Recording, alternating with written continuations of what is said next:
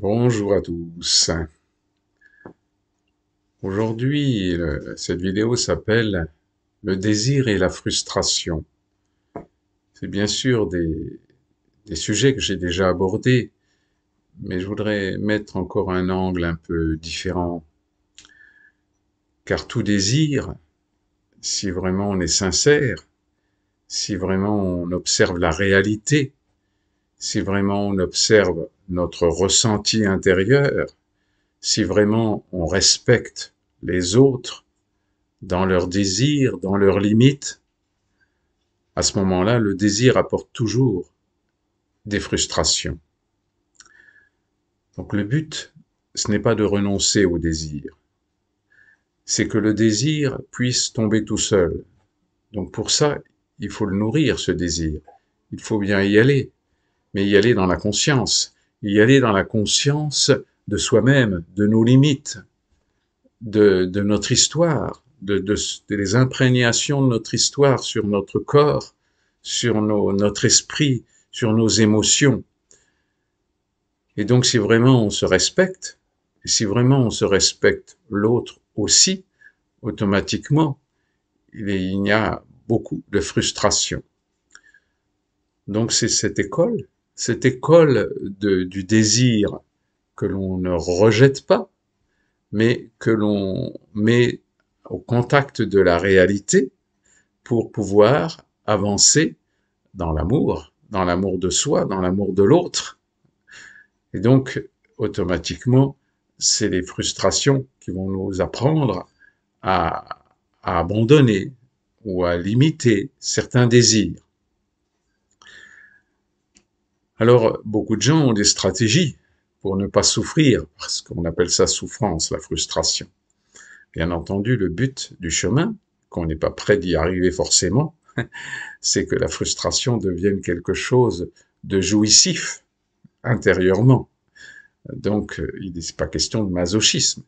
Il est question que nous soyons OK dans notre cœur, dans notre corps, avec la frustration, puisque c'est la seule façon d'être un adulte. Donc, si vraiment on accepte ce chemin des désirs, qui vont évidemment marcher avec beaucoup d'émotions, donc le chemin aussi des émotions, sans rien rejeter, ni les désirs ni les émotions.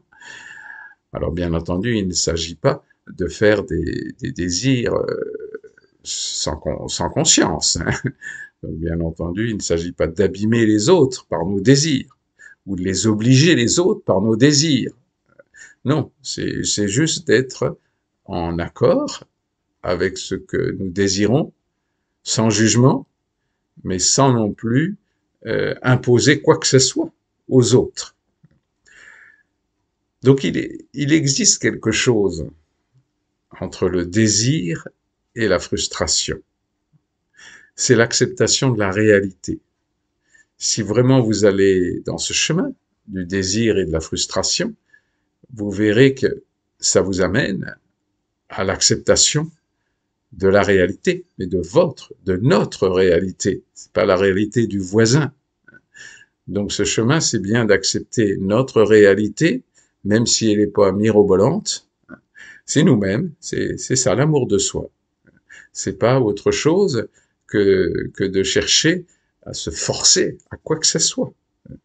Il s'agit bien de faire des efforts pour avancer dans le respect de l'autre, dans l'autonomie intérieure, dans le non prise en charge émotionnelle, psychologique de tout ce que vous voulez des autres, et matériel aussi d'ailleurs, souvent. Donc c'est bien d'accepter que ce mariage entre le désir et la frustration nous amène à notre réalité et donc nous amène au deuil des autres réalités.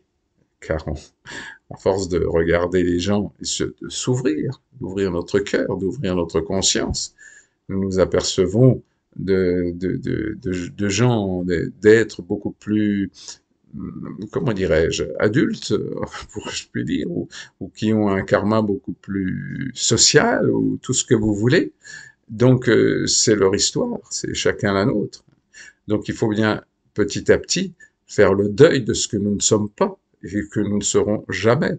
Même si nous pouvons évoluer, je vous assure qu'on n'évolue pas à tout mettre au panier.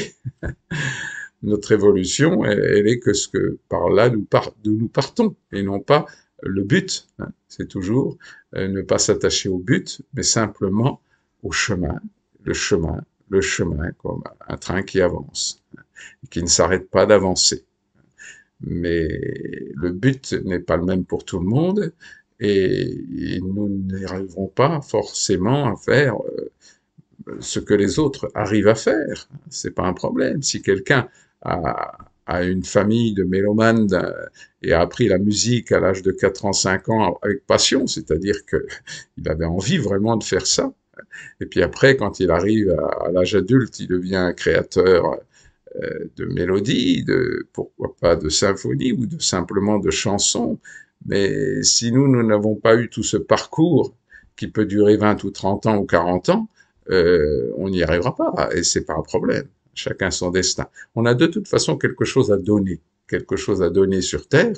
Donc, plus on va faire le deuil de nos désirs euh, qui ne sont pas justes pour nous, et donc d'accepter et d'aimer les frustrations qui vont avec, petit à petit, nous allons commencer à voir notre propre réalité et à aimer donc cette réalité. Hein. Évidemment, dans le milieu spirituel, on fait miroiter des choses merveilleuses à atteindre, etc. Hein, l'amour universel, etc. Oui, mais vous en êtes où? Moi, j'en suis où? Hein. Ça ne sert à rien de mettre des choses, comment dirais-je, idéales. Hein. Donc, il faut vraiment perdre cette notion de vouloir un idéal qui n'existe pas. L'idéal de nous-mêmes, c'est de nous respecter, c'est d'être là où nous sommes aujourd'hui. Et là, nous sommes dans l'idéal de nous-mêmes, et non pas l'idéal transmis par même des gens très évolués ou tout ça, ça n'a pas d'importance. Hein. On peut toujours garder ça comme objectif à long terme, comme cible, mais sûrement pas comme quelque chose que l'on doit atteindre à tout prix et sans respecter nos propres limites et nos propres besoins. Donc vraiment cet apprentissage du désir à nourrir, du désir dans la conscience de soi-même et de l'autre, hein, et évidemment tout ça nous mène qu'à l'amour. S'il n'y a pas d'amour de soi ou d'amour de l'autre, mais pas l'amour de l'autre comme on voudrait qu'il soit, l'amour de l'autre tel qu'il est. Et ça, c'est pas si simple. Si on arrive à aimer l'autre tel qu'il est, avec ses blessures, ses maladresses, ses mensonges intérieurs, on va pouvoir commencer à s'aimer soi-même dans les mêmes conditions. Puisque le but, c'est bien l'amour de soi qui va déborder sur l'amour de l'autre.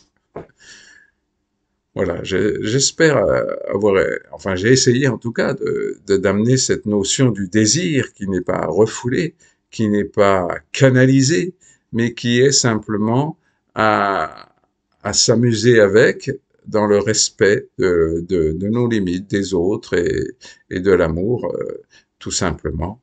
Et vous verrez que c'est un chemin vers le bonheur, mais c'est un chemin vers la paix de l'esprit. La paix de l'esprit, la paix du cœur et la paix du corps aussi. Hein. On évite bien sûr beaucoup de maladies si on fait ce chemin. Voilà, je vous encourage vraiment à comprendre le sens profond de ce message et voir là où vous en êtes et vous aimer là où vous en êtes et ne chercher à progresser que de là où vous partez et non pas là où vous auriez voulu être. Voilà. Plein de tendresse, plein d'amour, vraiment, et du soleil dans votre cœur. Au revoir.